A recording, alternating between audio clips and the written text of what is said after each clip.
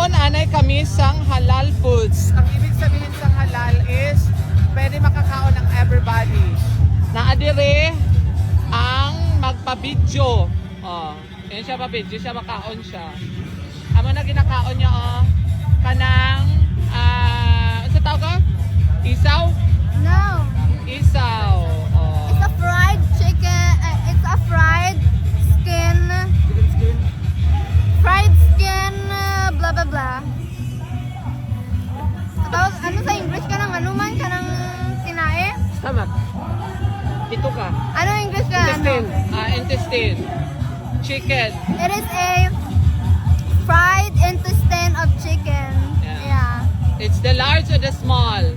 The smaller one. The smaller one. Because it's chicken. That's why it's smaller. Yeah. And yeah. Di ba yan lang siya dira? Actually ganina pa rin siya sige gusto ko kuan. Sige gusto ko anong ano na, chicken. So gipalitan siya.